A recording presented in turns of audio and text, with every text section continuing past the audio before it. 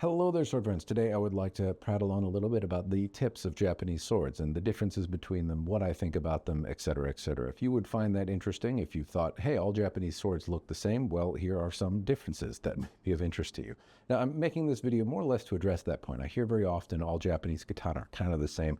To me, or at least my eye, they're quite a bit different, and there are some appreciable differences between the various geometries and tips and what they're used for and what looks nice, etc., etc. And so I can maybe contribute a little bit to that conversation. Is there as much variety as you might see in swords from other cultures?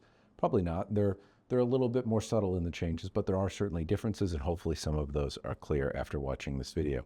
I'm not going to do an exhaustive list of every tip. I'm going to focus on reproduction swords that you can buy today and what the common tips are available in the market right now, not necessarily all of the varieties that existed historically. I actually wanted to make this video a little bit more historically based to maybe give some insight into when these were used and when they were not and when they came about. But frankly, it's a deeper rabbit hole than I was expecting, and it more or less showed me that all the things I thought I knew are not necessarily true. So I'm not going to do that. I'm not the guy for the job, but I can talk about what I like about the swords, what I don't like about them, things to look out for, etc., etc., and hopefully it's useful. Now, the examples that I have here today are all courtesy of Shadow Dancer or Zisei. They kind of share some of the same parts and some of the same build quality and some of the same geometries and whatnot. So these swords are all various things that are sent to me from Shadow Dancer or Zisei, and you should know them. Well, not all of them are from Shadow Dancer or Zisei. Some of them are from Swordiz, but they're made by Shadow Dancer or Zisei, I guess I should say. Anyway, I'm going to go over that. The majority of them are their Tyrannosaurus line, the entry-level product from Shadow Dancer. It's a sub $300 style of sword, I think quite a bit less than $300, and they're available in a variety of geometries, which I think reasonably represent the vast majority of Japanese-style geometries tips, the subject of the video that we're talking about here today. So, without further ado, the first one to talk about is a Shinogi Zakuri style geometry, and this is probably what you think of when you think of a Japanese style sword in your mind's eye. And it is, I think, the quintessential Japanese sword. The vast majority of swords historically, I believe, are in this geometry. The vast majority of what I've had in my collection, whatever viewed, antique and non, have all been Shinogi, or the vast majority have been Shinogi Zakuri. So the geometry has more or less a flat section here before the primary bevel. There can be a bohi or a fuller, which is what's in here. The fuller can vary in shape, size. It can be there, it cannot be there. The sword can be different thicknesses, different widths, different lengths, and still be considered a Shinogi Zakuri blade. That doesn't really impact much, but it does have to have this kind of flat section before the primary bevel. It also has to have a tip here. Now, I don't believe it needs to have a yokote on it, but the yokote, this line that designates the tip right here, is typically what you see on a Shinogi Zakuri style blade. The tip can vary in length as well. There's names for all of these. There's kokisaki, chukisaki, okisaki. Those are just different meanings for the size of the tip, but if the tip were an okisaki, for example, then it would still be a Shinogi Zakuri style blade, just with an okisaki, though it does look a little different. Regardless, this is probably what you think of. This is a chukisaki blade, or a medium-sized blade with a yokote and a bohi on it. It's very classic Japanese-style katana, and it's generally what you're going to think of when you picture a Japanese sword in your head. I would say it's the most common and also the most commonly used for training. I use these predominantly for training, so the nice thing is when you draw and sheathe the blade as you run it across the kind of the back of your hand, there's no oddities. Nothing feels out of place. There's no sharp bits or hot spots or anything like that. And the tip, it doesn't scratch you necessarily. It can, but it doesn't if you're practiced with it. There's nothing to really work around. It's a great tool if you're learning to study Japanese style swordsmanship. Learning with one of these is a pretty common place to start. And most of the videos that I do where I'm looking for a practice tool, I tend to gravitate towards these. This is what I predominantly practice with. It's what I'm most familiar with. And so it tends to be the style of sword that I tend to go with or tend to look for. The next one I talk about is Shobu Zakuri, and the tip looks just a little different. One, it doesn't have a yokote on it. Typically they don't. I don't think they can, and still be a Shobu Zakuri style blade. But more or less what I really look for is how reinforced is the tip. And I don't believe to be a Shobu Zakuri blade you need to have a reinforced tip, but that's what's in my mind's eye when I think of a Shobu style blade. I think of this kind of spine section running all the way up to the tip, and it has the effect of putting more material right at the point, and that means if you're thrusting with it, it's going to be a little bit more resilient a thruster. It's going to punch through things just a little bit better. And that is what I've found to be true. Now, this particular one doesn't hurt my hand when I roll across it, but every now and again, the shobu tips can curl just a little bit, and that can make them kind of pokey if I'm doing things. If I draw this across, for whatever reason, it just scratches the back of my hand a little bit more than the Shinogi Zakuri style blades do. Not a lot, something you can get used to. They also tend to be a little bit pokier. So as you're putting them away, they can dig into the saya a little better than a Shinogi Zakuri blade does, or at least it does for me. And so they tend to be not my favorite to practice with. They are quite elegant looking though, and I've seen them with fullers and all sorts of other stuff on them, bohi, and they can look really, really amazing. A really well done shobu blade is chef's kiss. They're absolutely lovely blades to behold. Now, I also like the idea that you can thrust a little bit more aggressively with them and not worry about maybe breaking the tip as much or having more penetration, so to speak. But this is another example. Now, these can be short, they can be long. Shobu was used in a lot of different lengths of blades, but the general thing you're looking for is reinforcement of the tip. Not all shobu blades tend to look this way, though. Well done ones do. A lot of companies will call it a shobu blade and have it basically be a Shinogi Zakuri geometry without a yakote on it. That may technically be right. I'm not sure, honestly, if it is. But ideally, you will see more material kind of right out to the tip, and it will look just a little bit different. The next shape to talk about is Unokobi Zakuri geometry, and this is a really pretty one. Now, generally speaking, this bottom third to bottom half of the blade is just like the Shinogi Zakuri or Shobu Zakuri blade that we've talked about. It has a fuller in it. It doesn't have to, but the vast majority of them do. It's this top third to top half that gets a little interesting. The spine tapers back a little bit. It cuts into not quite a diamond shape, not a false edge exactly, but it thins out along the spine quite a bit. And that makes this top third, top half quite a bit lighter. It swells out, generally speaking, a little bit towards the tip. And so there's this flare, not quite a flare here, but the spine returns to a slightly normal shape and proceeds out to the tip. There's generally no yakote, no line on the tip here. And these are elegant, light, lovely little blades. There's a lot to look at in terms of appreciable geometry, different lines and things going on. They're also loud. For whatever reason, this kind of flare at the tip disrupts the air quite a bit, and they tend to be easy enough to hear. There's just a lot that can happen here. And really well done examples have like really nice terminations on the fullering. They can be really easy to see some of the hata and the prettiness. They generally cut really well. They feel light and lively in the hand. I don't like them all the time for doing iaido. So this part, when it goes over this not false edge but cut back section, I don't like the way it feels on the back of my hand, but that is more of a me problem. They tend to cut really well, they tend to move well, they tend to be very beautiful blades. This is an excellent choice if you're looking for a katana. It might not be the idea of a katana that you picture when you were thinking about buying one, but this is absolutely a shape that I genuinely really, really like the look of, and I think should be in more swords. More people should have Unokobi Zakuri style blades. The next one to talk about is a Hira Zakuri geometry. Now this one's a little tough to see because there is a bohi on here, but a Hira Zakuri blade is more or less just a wedge. It doesn't have the flattened section here that transfers into an edge. It's just one big edge, one big wedge shape. These tend to be lively and light. This one is no exception. It moves really quite well. Now historically, I don't think Hira Zakuri blades were really common in katana, but they did happen. They were more common in tanto and wakizashi, shorter style blades.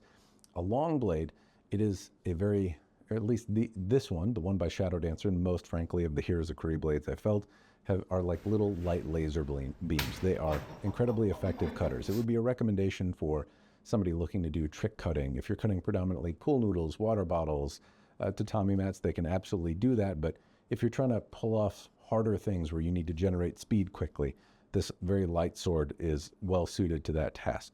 They don't have as much going on, at least to my eye, aesthetically, because there's no bevels. If you put a fuller on it, it certainly looks nice, but something about them doesn't have the same panache as the Unokobi Zakuri style geometry does to me. That said, when you hold one in your hand, it feels like you're holding a stick, or at least the ones from Shadow Dancer do. I happen to really like the examples of Hira blades from Shadow Dancer. I think they move exceptionally well. They cut really well, and they're finished quite well. At the same time, this is not necessarily the choice if you're going to war, having a little light sword like this, but if you're wanting to do some funner cuts, or again, if you're There's examples in tameshigiri where you're cutting through a target and then you need to generate a lot of force and cut upwards without, well, you stop after one target and have to stop and pivot and turn and cut upwards. And that's a tough cut to generate force on. With a lighter blade, it's a little easier to get some speed there. So that's an example of something where I think that that style blade would work really well. If you're trying to do really successive, very quick cuts, then having a very light blade aids you in doing that. The next one is one I have a mixed feelings about. This is a Morohaza blade. It's a very old style shape. It is like, I don't know, like a proto-katana almost. So there are blades in Japanese that are called ken, and they basically look like a jian. They're a double-edged straight sword that I think was dominant in China at the time and came over to Japan. And so this is one of the early katana shapes, so to speak. And it's like a curved ken with a partially flat edge here. But as a katana, it's a little weird because this back edge is typically sharp. Now, oddly on these, it's not. These Shadow Dancer Morohaza blades do not have a sharp edge along the backside. That said, it's still sharp up at the tip. So it's simultaneously odd in that it's not sharp, where historically I believe the vast majority of them were sharp on the spine. So I can kind of use it for Iaido, but I also can't because the tip is sharp. These are generally very dangerous for me to use because they feel very familiar. They feel like a katana. However, this part is sharp and I drag that part over the meat of my hand. So I have this familiarity with the piece, and then when I go to use it, I could very seriously injure myself. Not this one so easily because it is dull on the spine, but generally they are not. Anyway, classified from this part, just like any other katana, more or less, and very similar to the Unokobe Zakuri geometry blades. This one again has the kind of additional fuller in the center, which can or can't be in some of the other Unokobe Zakuri style blades. This false edge here is usually a double edge, and then the tip is a diamond cross section tip up at the end. These are fun. They thrust reasonably well. At the same time, you can't do traditional Japanese martial arts with them. These were more tachi, carried on horseback and maybe drawn and moved differently than the martial arts that I study today. So I could hurt myself by using them. They're fun to cut with. They're fun to do things with. It's fun to try like false edge cuts with a katana in the hand. At the same time, I try to shy away from using them just because I have a false sense of comfort when I hold one. And I'm always leery about, am I going to cut my hand because you'll notice when I use these swords on camera, quite often I will draw them and then just, oh, this one is sharp, and I will forget about it. And that's a me problem. At the same time, it could be a very serious knee problem. So I have, as I said, mixed feelings about them. If you're a practitioner, this would not be something I would recommend. Most Japanese-style swordsmanships that you can study today don't generally involve this style of sword. That said, it's very pretty, it's very classic, it has a long history, it's certainly something to be appreciated. Also, if you like double-edged swords, here's one. Or at least it's mostly double-edged, or it can be. Not this one, but most of the time they are. The next one to talk about is the chokuto, and this is a very classic shape of sword. It was dominant before the katana, as I understand it, and so having it in a more modern katana mount is maybe a little bit odd. I don't know that you would often see these with this style handle on it. I find this style of blade to be interesting from a historic and research and handling perspective, but also not particularly entertaining. It's one flat bar with a very obtuse, stout bevel at the end. If you were going to go out and whack logs, not that you should do that with even this katana, but this seems well suited to a bashing style task. It's just not particularly elegant or fun to move around. I can use this like any other katana, but at the same time, it doesn't work as well. So it's a very classic shape. Not something that I think most people are going to be super interested in. Has kind of a ninjato kind of vibe, which is something we'll talk about in a moment. But effectively, it's a straight sword. It has very thick, what kind of more or less it's a bar of steel. This one doesn't have a whole lot of distal taper. It has some, historically they might, and a very obtuse edge angle. So I don't know. I imagine it's always going to be harder to cut with something like this than the other examples that I've shown you thus far. The next one to talk about is Kanamoriya Toshi. I think that's how you say it. I'm probably saying it wrong. But more or less, it's an Unokobe Zakuri style blade. However, it has a Shobu Zakuri style tip rather than a Hira Zakuri style tip. So rather than just being one wedge at the top, it has in this particular case, it kind of cuts back into what is an edge on the spine. So I don't know, usually they don't have an edge. It's very odd, these Shadow Dancer ones, in the sense that the Morohaza, which typically comes sharpened from my understanding, was dull. And the Kuramotoshi, or whatever this one happens to be, usually is dull like an Unokobe Zukuri style blade. This one has a double-edged blade, the top half of the sword, which is different. Anyway, this one also has a really, really well executed tip. It is like a shobu tip, and it is reinforced, has a diamond cross section right up to the very tip of the sword. I don't think it's supposed to quite be a diamond, because I think it's supposed to have a more flattened back on it. However, this one is a diamond cross section, but that central ridge runs right up through the tip, and so it has a slightly reinforced effect. Again, it feels much like an Unokobe Zukuri style geometry, except it's going to be a little bit better at thrusting and a little less graceful in the cutting side of things, at least at the tip. These are uncommon. I don't generally see these. Most people seem to prefer the Unokobe Zukuri style geometry rather than the Kanamura Toshi. I'm messing it up all the time, but it doesn't seem as popular as Unokobe Zukuri geometry. I kind of see why it doesn't have the same kind of elegance to it, but anyway, if you wanted something Unokobe Zukuri style, but also to have the more ability to thrust, then this may be worthy of consideration. The last one to talk through is the Ninjato. This is it's a ninja sword, and ninja swords are kind of a funny thing. This historically may well have existed. It might not have been a ninja sword, but is it possible that you would find a katana length blade with a bohi and a handle that is long or short and a square suba? Yes. But would ninja announce themselves as ninja by carrying this, part of their uniform? Rather unlikely. This is more or less a creation of 80s ninja movies, and it's awesome. Ninja swords were probably one of the first swords that I was really, really into, and I've later fallen out of love with them, given that they don't really have much historical precedent, but I still have an appreciation for them.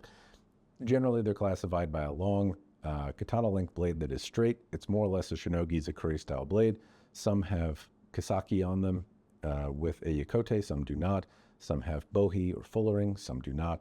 Some are shorter, some are longer, some have long handles, some have shorter handles. There are all manner of different shapes and sizes that can characterize a ninja sword. This particular example is more or less a straight Shinogi Zukuri blade with a square suba and a relatively common shaped handle. I do often see longer handles with shorter blades. Sometimes I even see longer scabbards with shorter blades to give the deceptiveness that you'd take longer to draw your scabbard out before you could actually deploy it and cut. There's all sorts of hokey nonsense that I guess I've heard, but characteristically, it generally is a Shinogi Zukuri style blade with a square suba that's straight. All right, sword friends, hopefully I've added something to the conversation. Hopefully you learned something about a geometry today you weren't aware of. Anyway, if you didn't, or you think I missed something, throw it in the commentary down below as well. This is not, again, an exhaustive list of every geometry that's out there, but I think it's pretty representative of the vast majority of things that you can buy if you want a reproduction sword today. That's all I've got. Hopefully you found it interesting. Cheers, and thanks for watching.